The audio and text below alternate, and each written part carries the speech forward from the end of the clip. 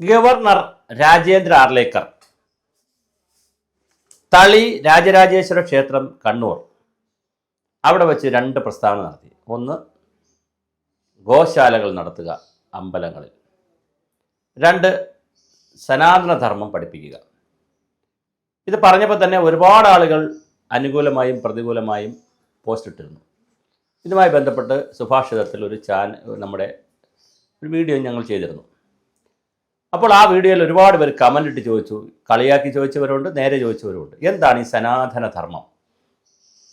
ശരിക്കും പറഞ്ഞാൽ ഈ സുഭാഷിതം ചാനൽ തന്നെ തുടങ്ങിയിരിക്കുന്നത് മനുഷ്യർക്ക്, ആളുകൾക്ക്, വ്യക്തികൾക്ക്, സമൂഹത്തിന് സാംസ്കാരികവും രാഷ്ട്രീയവും ഭൗതികവും ചരിത്രപരവും പരിസ്ഥിതിയുമായിട്ടുള്ള വിവിധ വിഷയങ്ങളെ പരിചയപ്പെടുത്തുക എന്നുള്ളതാണ്.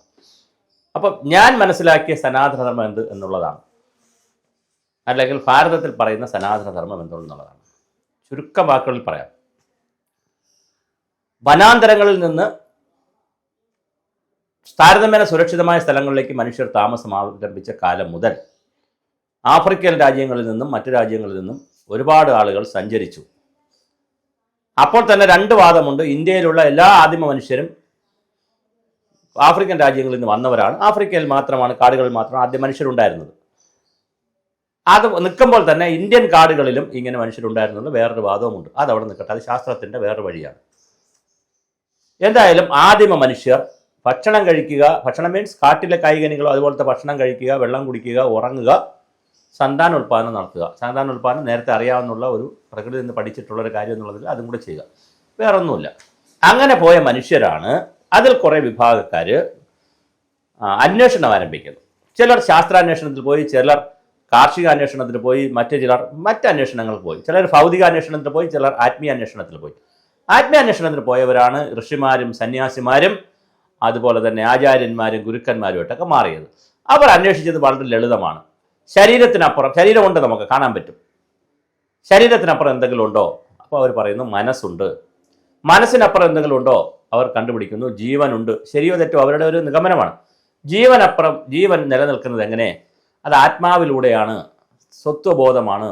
അങ്ങനെ ആത്മാവുണ്ട്. അങ്ങനെ മനുഷ്യന് ആത്മാവുണ്ടെങ്കിൽ പ്രപഞ്ചത്തിന് ആത്മാവുണ്ടോ? അപ്പോൾ പ്രപഞ്ചത്തിനും ചൈതന്യമുണ്ട്, അത് പരമാത്മാവുണ്ട്. ഇങ്ങനെ പോവുകയാണ്. ഇങ്ങനെ പോയപ്പോൾ മനുഷ്യർ തമ്മിൽ കലഹവും ദുഃഖവും പരസ്പരം മനുഷ്യനെ തന്നെ കൊന്നു തിന്നുന്ന രീതിയിലേക്കുള്ള കാര്യങ്ങൾ, സന്താനോൽപാദനം എന്നൊക്കെ പറഞ്ഞതിന് അപ്പുറം ലൈംഗികത എന്ന് പറഞ്ഞാൽ യാതൊരു തത്വദൃശ്യമില്ലാത്ത ലൈംഗികത, പിന്നെ സഹോദരങ്ങൾ തമ്മിലുള്ള ലൈംഗികത ഉൾപ്പെടെയുള്ള വളരെ വലിയ യാതൊരു സംസ്കാരമില്ലാത്ത രീതിയിൽ നമ്മൾ ഇന്ന് പറയുന്ന സോക്കാളുടെ സംസ്കാരം ഇല്ലാത്തൊരു ജീവിതചര്യ കാലം ഉണ്ടായിരുന്നിരിക്കാം.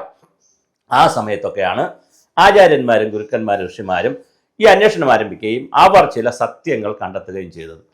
അതിനെല്ലാം കൂടി ക്രോഡീകരിച്ച് പറഞ്ഞാൽ സനാതനധർമ്മം എന്ന് പറയാം. സനാതനം എന്ന് പറഞ്ഞാൽ എറ്റേണൽ, നശിക്കാത്തത്, ഒരിക്കലും നശിച്ചുകൂടാത്തത്, നശിപ്പിച്ചുകൂടാത്തത്, നശിക്കാത്തത്. ധർമ്മം എന്ന് പറഞ്ഞാൽ സംസ്കൃത പദമാണ്. ധർമ്മയാണ്. ധർമ്മം എന്ന് പറഞ്ഞാൽ ഉയർത്തിപ്പിടിക്കേണ്ടത്, ടു അപ്ഹോൾഡ്, നമുക്ക് ഉയർത്തിപ്പിടിക്കേണ്ടത്. എവിടെ? മനസ്സിൽ, ബുദ്ധിയിൽ, നമ്മുടെ ഹൃദയത്തിൽ ഉയർത്തിപ്പിടിക്കേണ്ടത്. എന്തൊക്കെ? ഒന്ന്, സത്യം. അതാണ് ഗാന്ധിജി പറഞ്ഞത്, സകല പേരും പറയുന്നത്. ജീവിതത്തിൽ സത്യം എന്ന് പറയുന്നത് ഉയർത്തിപ്പിടിക്കണം. അതുപോലെ തന്നെ കരുണ, കാരുണ്യം, നീതി, ന്യായം, അഹിംസ. അഹിംസ എന്ന് പറഞ്ഞാൽ കൊല്ലാതിരിക്കലല്ല. സിംഹത്തിന്റെ തിയറിയാണ് എടുക്കേണ്ടത്. ഭക്ഷണത്തിന് വേണ്ടി മാത്രമേ മൃഗങ്ങളെ കൊല്ലാറുള്ളൂ, ആവശ്യമുള്ളപ്പോൾ മാത്രമേ കൊല്ലാറുള്ളൂ. കൊല്ലുമ്പോൾ തന്നെ ഏറ്റവും വലിയ മാനിനെ കൊല്ലാറുള്ളൂ. ഇളം മാനിനെ ഭാവി തലമുറയ്ക്ക് വച്ചേക്കും, അല്ലെങ്കിൽ അടുത്ത ദിവസത്തേക്ക് വച്ചേക്കും. അപ്പോൾ അങ്ങനെയൊക്കെയുള്ള തിയറി വെച്ചുകൊണ്ടുള്ള സിംഹത്തിന്റെ ചില തിയറികളുണ്ട്. താഴെയുള്ള ജീവികളെ ഉയർന്ന ജീവികൾക്ക് കഴിക്കാം, അത് തന്നെയാണ് പ്രകൃതി നിയമം. പക്ഷേ അതിൽ വളരെ കൃത്യമായ ഒരു നീതിയുണ്ട്. അങ്ങനെ ഒരു സാമൂഹ്യ നീതി അല്ലെങ്കിൽ ഒരു ജീവിത നീതിയൊക്കെ വെച്ചുകൊണ്ടുള്ള ഒരു അഹിംസ ഇല്ലായ്മ, അതാണ് അഹിംസ. അല്ലാതെ ഈ കൊല്ലാതിരിക്കൽ മാത്രമല്ല. അപ്പോൾ അങ്ങനെയുള്ള അഹിംസ, ഇങ്ങനെയുള്ള കാര്യങ്ങൾ ജീവിതത്തിൽ മുന്നോട്ട് കൊണ്ടുപോകണം. അതിന് ചില പരിപാലന രീതികൾ, അതിനാണ് യോഗയും മറ്റു കാര്യങ്ങളും, ഭക്ഷണ രീതി, ഇങ്ങനെ ഓരോന്ന് ആയുർവേദം, ഇങ്ങനെ ഓരോന്ന് കണ്ടുപിടിച്ച് പിന്നെ വരുന്നത്. ഇങ്ങനെ വന്നപ്പോൾ ഇതൊക്കെ ചെയ്യലാണ് സനാതനധർമ്മം. അപ്പൊ എല്ലാ കാലത്തേക്കുമുള്ള, ഒരിക്കലും നശിച്ചു പോകാത്ത, നശിപ്പിച്ച് കളഞ്ഞുകൂടാത്ത മാനവരാശി മനുഷ്യരായി ജീവിക്കുമ്പോൾ മനുഷ്യർ മാനവനായി മാറാൻ ഉള്ള ഒരു മരുന്നാണ്, അല്ലെങ്കിൽ ഒരു ടൂളാണ്, ഒരു ടെക്നിക്കാണ്, അല്ലെങ്കിൽ ഒരു സാധനയാണ്, അല്ലെങ്കിൽ ഒരു ഘടകമാണ് സനാതനധർമ്മം. ഇത് നമുക്ക് മനസ്സിലാകാത്തതുകൊണ്ട്, മാനവരാശിക്ക് മനസ്സിലാക്കാൻ വേണ്ടിയിട്ടാണ് രാമായണവും മഹാഭാരതവും ഒക്കെ വരുന്നത്. നീതിയുടെ കാര്യമായും ന്യായത്തിൻ്റെ കാര്യമായും ഒക്കെ രാമായണം വരുന്നു, സത്യത്തിൻ്റെയും ധർമ്മത്തിൻ്റെയും സത്യത്തിൻ്റെയും മറ്റൊരുപാട് ഘടകങ്ങളെ വെച്ചുകൊണ്ട് മഹാഭാരതം വരുന്നു. ഇതിലെല്ലാത്തിലും ഏറെയും കുറഞ്ഞും ഞാൻ ഈ പറഞ്ഞ ന്യായം, നീതി, സത്യമൊക്കെ എല്ലാത്തിലും ഏറെയും കുറഞ്ഞും കാണുന്നുണ്ട്. അപ്പോൾ അതിങ്ങനെ മര്യാദ പുരുഷോത്തമൻ എന്ന് പറഞ്ഞ് രാമനെ കൊണ്ടുവരുന്നു. രാമൻ സത്യത്തിന് വേണ്ടി അതുവരെ പോകാൻ പറ്റുമെന്നുള്ള ഒരു കഥാപാത്രത്തെ അവതരിപ്പിക്കുന്നു, സീതയെ അവതരിപ്പിക്കുന്നു. ഇങ്ങനെ സകല പുരാണങ്ങളും വന്നിട്ടുള്ളതും സ്ത്രീയെയും പുരുഷനെയും ദേവിമാരായും ദൈവങ്ങളായും സ്ത്രീയും പുരുഷനും ഒക്കെ വരുന്നത്, ഇതെല്ലാം വരുന്നതിൻ്റെ ചിന്ത മനുഷ്യനെ, ചുരുക്കത്തിൽ പറഞ്ഞാൽ മനുഷ്യനെ സത്യത്തിലേക്ക് നയിക്കാൻ, അവനെ നീതിയിലേക്ക് നയിക്കാൻ, അവനെ പിന്നെ കാരുണ്യത്തിലേക്ക് നയിക്കാൻ, അഹിംസാ ജീവിതത്തിലേക്ക് നയിക്കാൻ, അവനെ മരണാനന്തര ജീവിതത്തിലേക്ക് നയിക്കാൻ, അമൃതത്വത്തിലേക്ക് നയിക്കാൻ, ദേവന്മാരാക്കാൻ എന്ന് വേണമെങ്കിൽ പറയാം. അസുരത്വം മാറ്റി ദേവത്വത്തിലേക്ക് എന്ന് പറഞ്ഞാൽ രണ്ട് ഗുണമാണ്.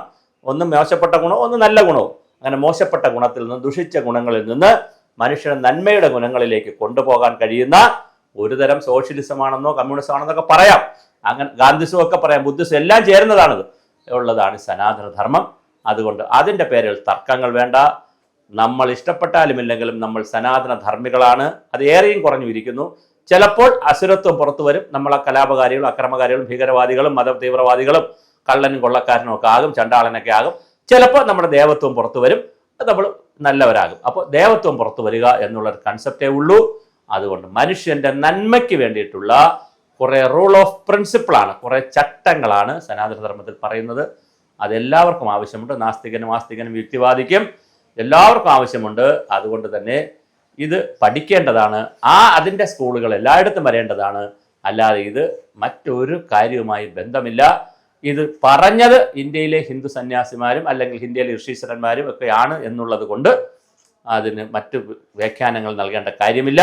തീർച്ചയായിട്ടും സനാതന ധർമ്മിയാവുക എന്നുള്ളത് മനുഷ്യൻ മാനവനാകാനുള്ള ഏക മരുന്നാണ്.